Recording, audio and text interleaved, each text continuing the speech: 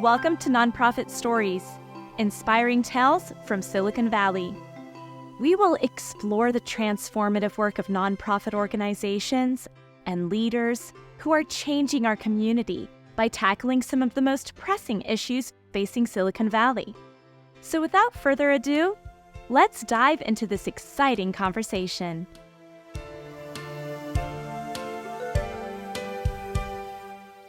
Today, we welcome Sargon Badal, a detective at the San Jose Police Department.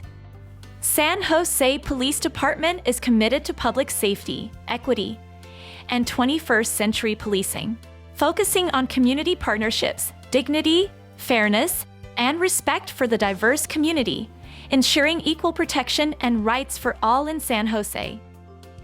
Thank you to our sponsor, TradeMyHome.com, for their community commitment and for making this podcast possible.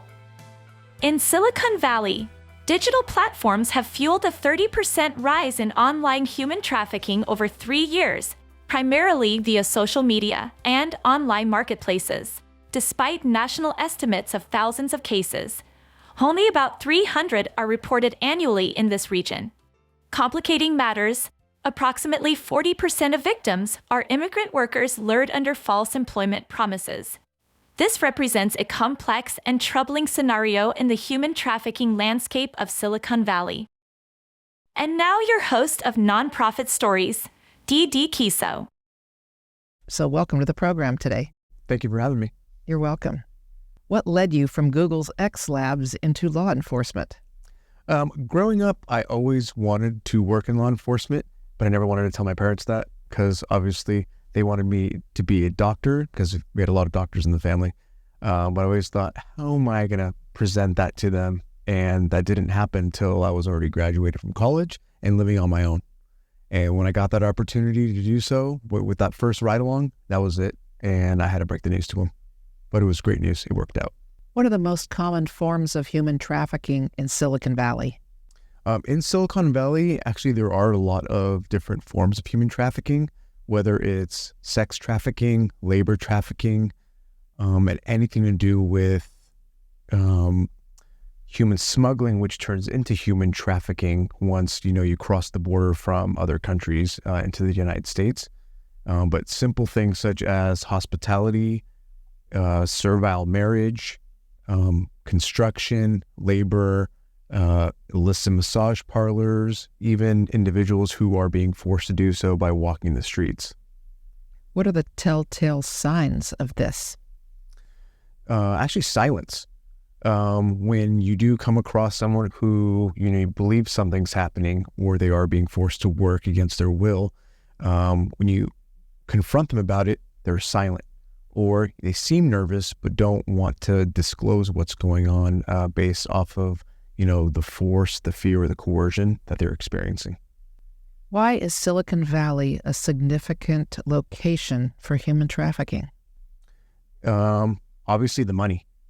There's a lot of money here in Silicon Valley. Any city, any county that's in the area, again, Silicon Valley. That's where money, technology exists. So a lot of the trafficking comes out of those different types of platforms. And just based off of individuals we've chatted with that are victims of human trafficking, they said they were brought here or even came here on their own will because of the money. Are there victims that are native to this area, or is it all foreign people? There are a lot of victims that are from the area, whether they're born and raised here or moved here when they were young or even old, based off of opportunities they believe they were getting, or in cases where they were born and raised here, they even came from affluent areas, but based off of certain circumstances, they fell into a line of work they didn't want to be involved in. How do traffickers typically coerce their victims into this line of work?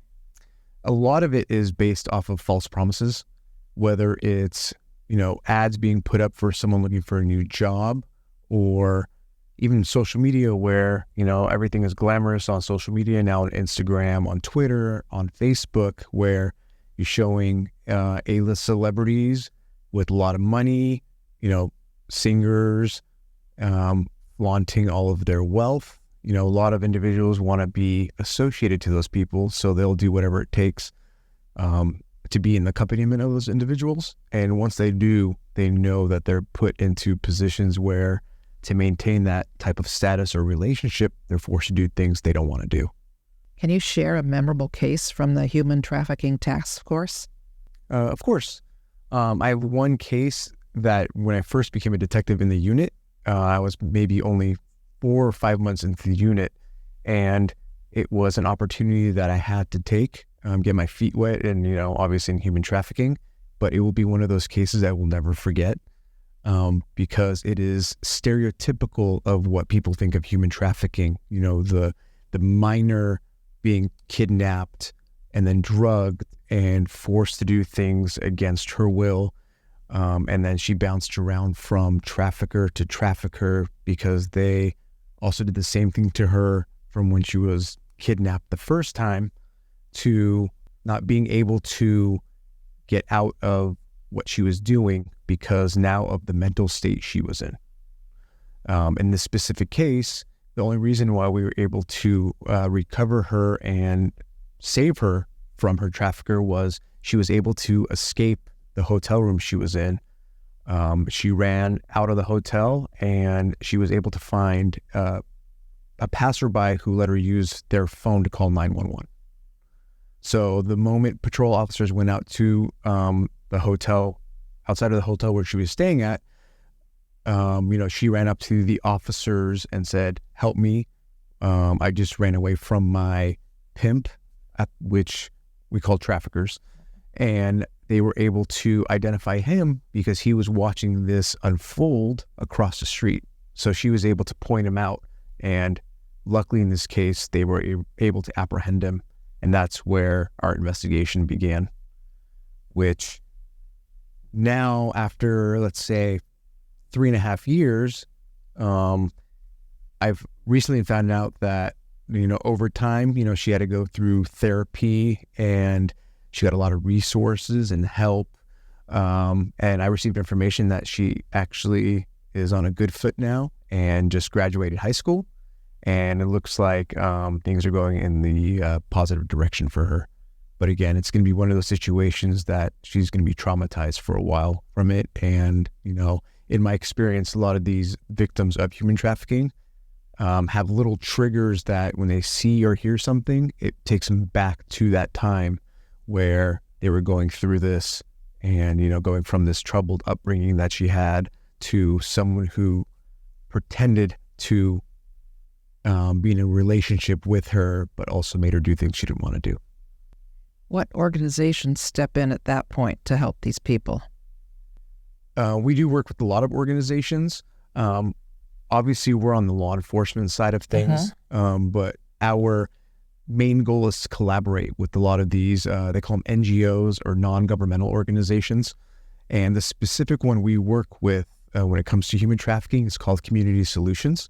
And they're here in the San Francisco Bay Area.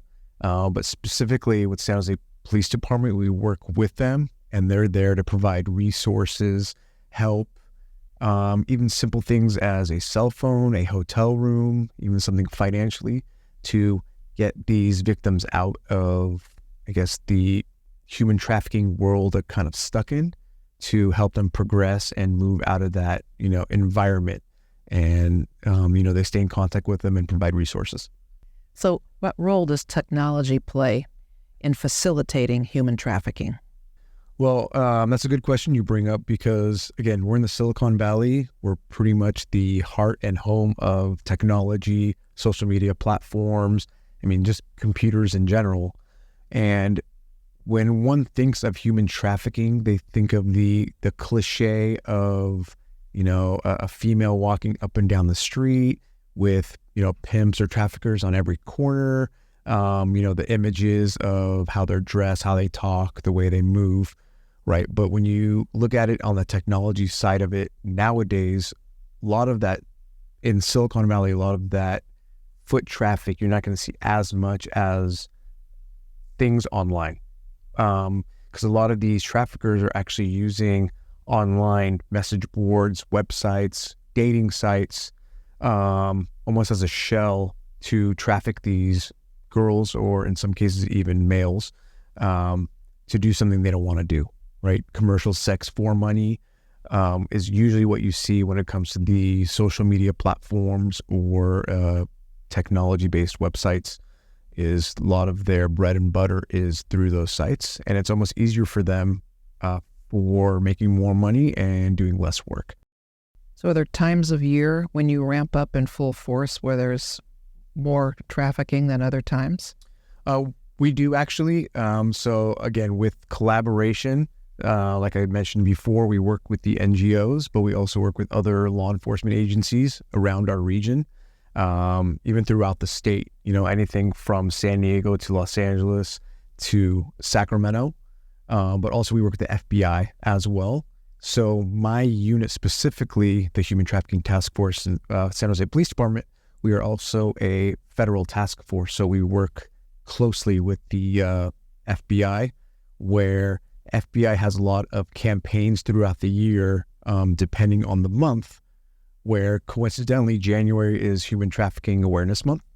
So we will be conducting a lot of undercover operations, sting operations, and even education for human trafficking awareness. And January is one of those bigger months because it is after the holidays and, the beginning of the year. So a lot of people want to start the year off by, unfortunately, trafficking individuals because they want to make their money. So what are the tech platforms that are typically used in these trafficking operations? Majority of the ones that are used are social media platforms. Instagram is really big, Twitter, as well as a lot of dating apps that you don't perceive as being at the forefront of human trafficking, but any dating app where one can set up a profile, where anyone else who has a profile can reach out to that person. That's a main component of the beginning of those searching for, I guess you want to say, the next victim that we want to investigate and help. It's anything innocent as a hi, hello to I want to date you or anything to that extent. And then once that person does meet them out in public after, days, if not weeks of courting or, setting up a date, that's when they've already gone in too deep and it's hard for them to get out of that situation. So tell me, how do you take technology and enhance the work you do? Well, as a detective for the Human Trafficking Task Force, I'm not like any other patrol officer that wears a uniform, clean shaven. My unit specifically, we're a plainclothes unit, which means that this is my everyday uniform.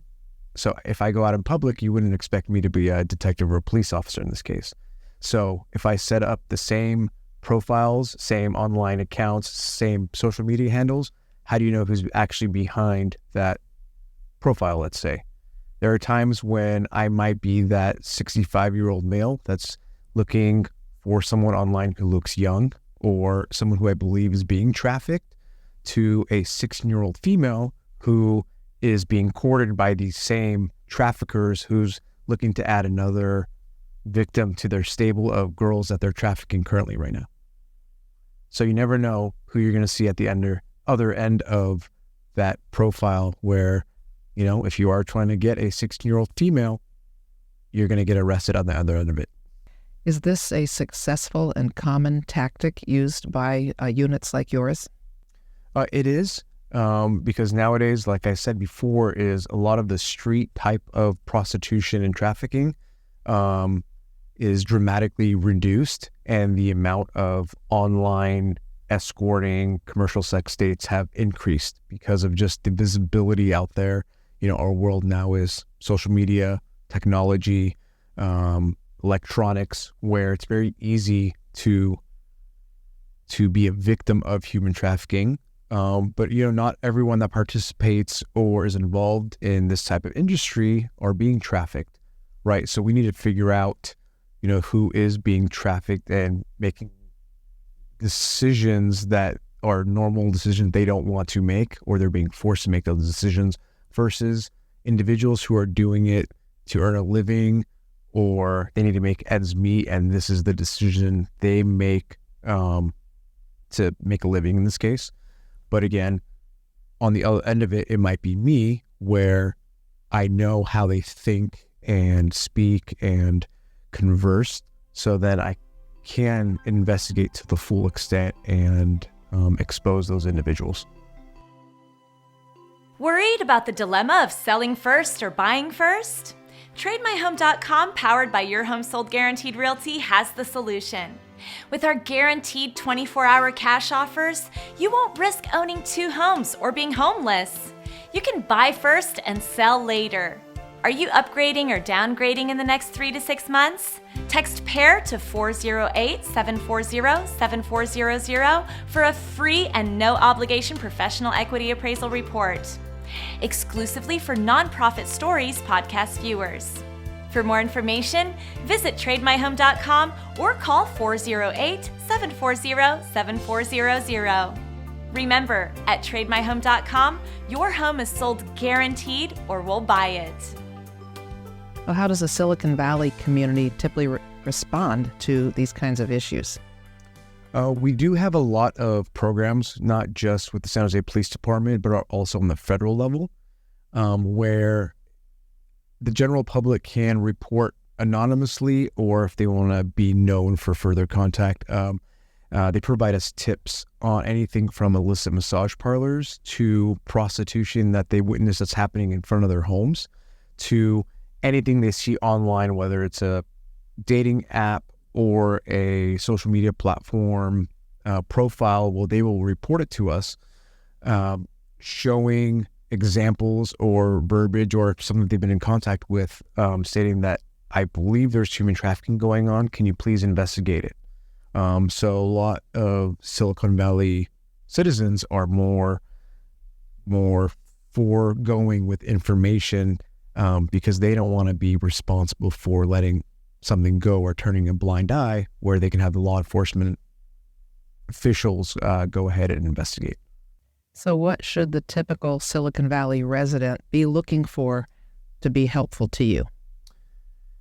I go off of gut feeling, because there is a strong will inside of people to, when the hairs stand up on the back of your neck, or if you believe something is wrong, it's best to speak up. It doesn't have to be someone who's experienced in investigating, human trafficking or prostitution, anything to that extent. If you feel it, see it, hear it as being something wrong, the best thing to do is to report it, whether it's online, over the phone, flagging an officer down that's driving by saying, hey, I think something's going on here. Can you please assist or help me out here so we can see if it's right or wrong? What's the worst that's going to happen? Your gut feeling wasn't true, right? But at the other end of it, what about if your gut feeling was right? So it's all about observing what's going on around you and reporting it if you can.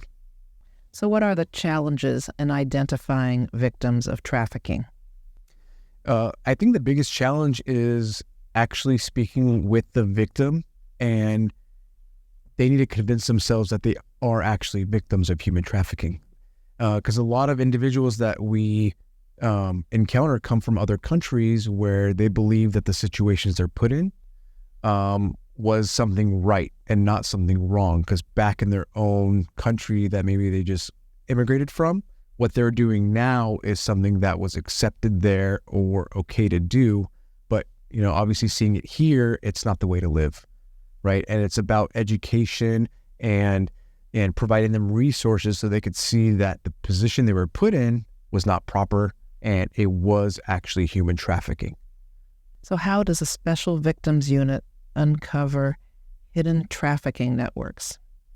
I believe it has to do with both collaboration and education. Again, being in Silicon Valley, you have to know technology. And not just any technology is obviously the dark web. There's a lot going on with that. And whether you want to accept it or not, it is something that is prevalent, even in Silicon Valley, where, everyone knows how to use a computer, the internet, electronics, technology. So it has to do with the collaboration of not only working with other agencies, but also working with non-governmental organizations, and also continuing education of the detectives to be up front and understand the new technology that's happening, right? Every day there's something new, a new app, a new website, and we have to stay ahead of the game, because if we fall behind, that's that many more victims that we couldn't help. Why is it difficult to prosecute human trafficking cases? A lot of times when it comes to the prosecution of traffickers, it's not just a simple type of court case where the district attorney, files charges against the traffickers in this case. It takes a lot of work, a lot of background, a lot of cooperation, because at the end of the day, the initial day that you contact the victim, we need their cooperation when it comes to court. They have to show up to court. They have to be willing to have further interviews for more detailed questions and answers in regards to what they were put through, because human trafficking isn't just a black and white type of situation. There's a lot in between, and we have to do a lot of follow-up both as detectives and as district attorneys, office investigators to assist with the district attorneys to prosecute. So it's a lot of legwork to be done. So I believe that's the hardest challenge. Is it's not just a overnight thing. It could be years before a trafficker is charged and goes to trial for a specific case. How can ordinary citizens help you with your work in human trafficking? I think the big thing is, if you see something, say something. A lot of citizens that I've encountered assume that someone else will report something, or assumed that it was already being investigated, when in the end it wasn't. It was already 3 to 6 months past before we started investigating, where if we had initially started investigating, that we might have gotten the trafficker right there and then. We might have spoken with the victim and gotten a better statement, or located that victim, because if that individual is not from the area, they might have gone back home and they are no longer in the area for us to assist them as well as interview them. So at the big scheme of things is, again, if you see something, say something, but not just that, is, reach out and confirm that someone else has reported the same thing. If not, then we have that initial information that we need to start the process of attempting to save these victims. What are the long-term impacts on victims when being trafficked in communities? I believe the long-term impact is, that post-traumatic stress that comes from being a victim of human trafficking.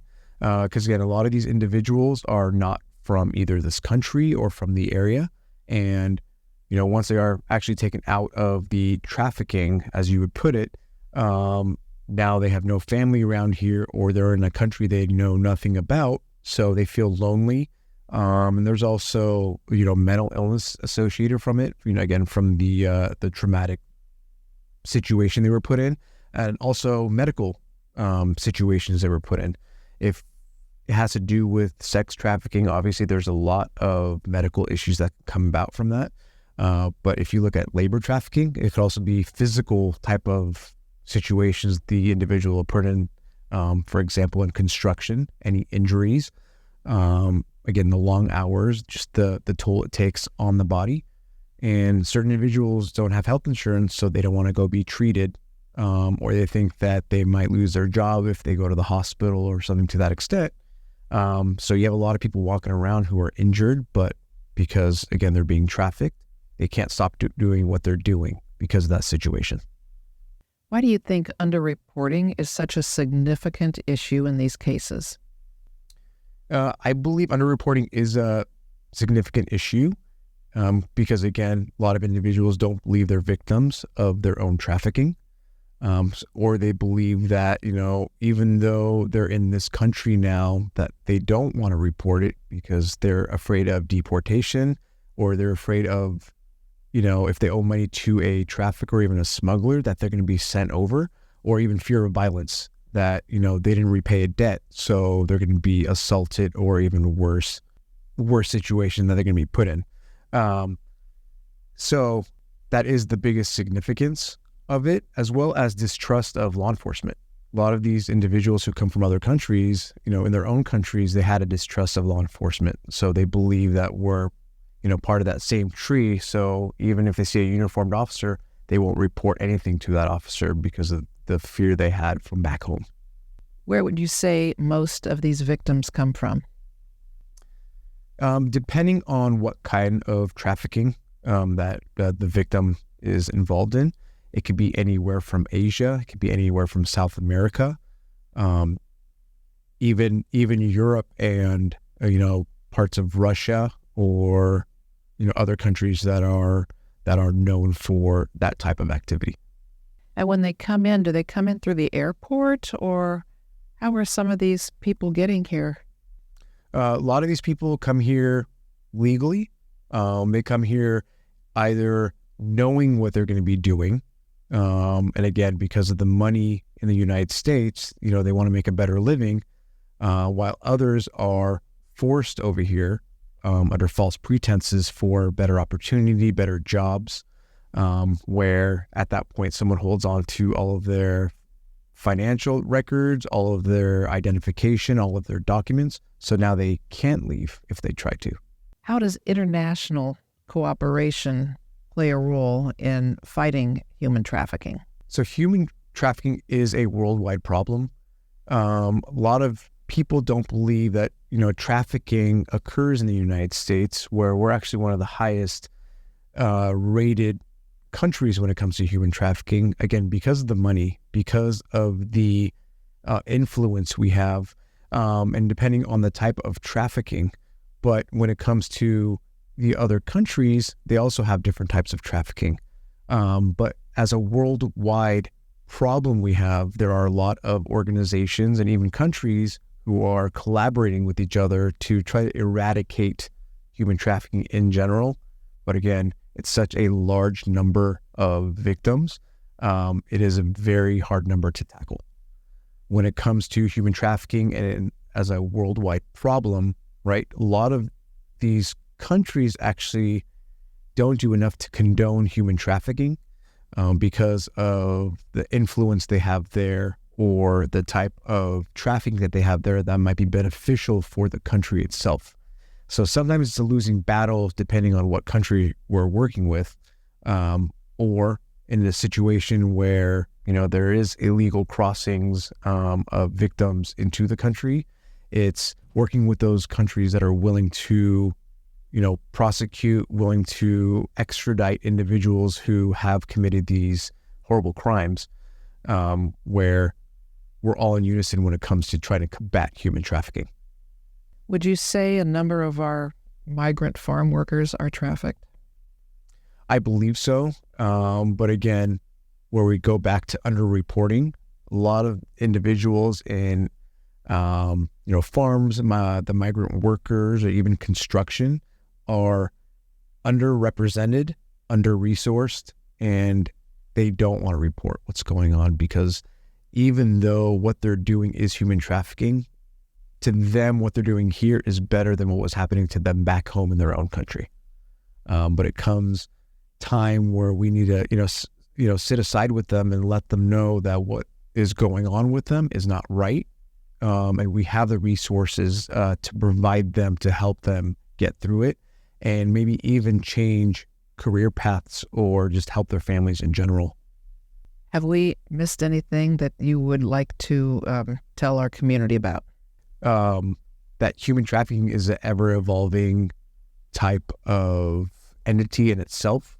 What we used to think of human trafficking is still there, but trafficking now is coming up in a way where our younger generation, because of technology and social media and even TV, is almost glamorizing what we would have thought is a negative, but they're making that negative into a positive. So now it's about educating our younger generation in, what they think of something glamorous is actually something very negative. And we need to, change that mentality to have them educate themselves, as well as educate anyone else who thinks that, seeing someone on TV or Instagram with a lot of money, a lot of nice cars, might be glamorous, but at the other end of it is someone might be being trafficked in that situation, or stuck in something that they can't get out of because of that little umbrella of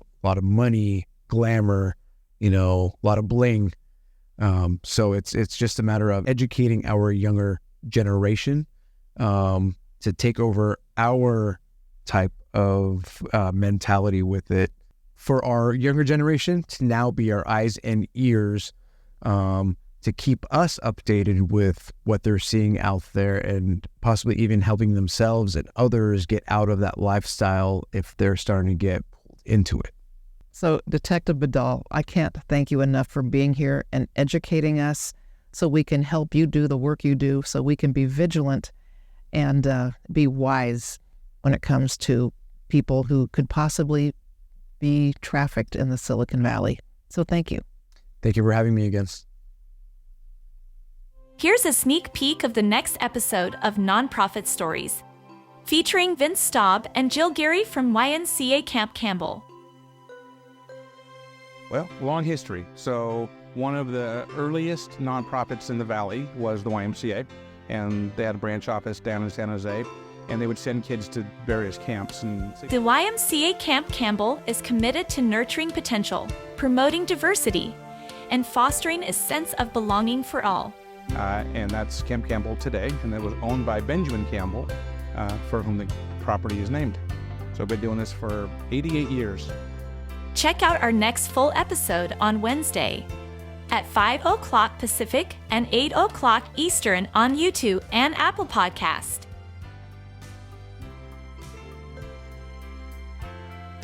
Thank you for listening to the podcast and acknowledging the impactful work of nonprofits in Silicon Valley. Please subscribe and share this episode with a friend. Thank you to our sponsor, TradeMyHome.com, for their community commitment and for making this podcast possible. Until next time, remember to support local nonprofits.